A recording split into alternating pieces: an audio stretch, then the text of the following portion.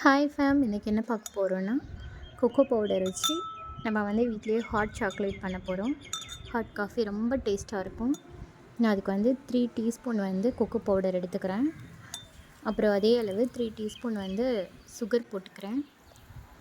நல்லா போட்டுட்டு நீங்கள் அதை நல்லா மிக்ஸ் பண்ணி விட்டுருங்க. அதுக்கப்புறம் கொஞ்சோண்டு ஹாட் மில்க் ஒரு 50 ml போட்டு நல்லா அதை பீட் பண்ணணும். உங்களுக்கு பீட்டர் இருந்தால் ரொம்ப சூப்பருங்க. இந்த பீட்டர் இல்லாதனால ஸ்பூனை வச்சு நல்லா மிக்ஸ் பண்ணிக்கிறேன். நல்லா கன்சிஸ்டன்சி வர்ற வரைக்கும் நல்லா மிக்ஸ் பண்ணிக்கணும். பாருங்கள், செம்ம சூப்பராக இருக்குது.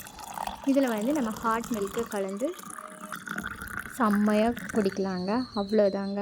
ஹாட் மில்க் வேணுன்னா ஹாட் மில்க் கலந்துக்கலாம். இதுவே சில்லாக வேணும் அப்படின்னா கோல்டு காஃபி வேணுன்னா கோல்டாக கலந்து குடிக்கலாம். டேஸ்ட்டு செம்மையாக இருந்து கேட்பரி சாக்லேட்டோட டேஸ்ட் இருந்துச்சுங்க.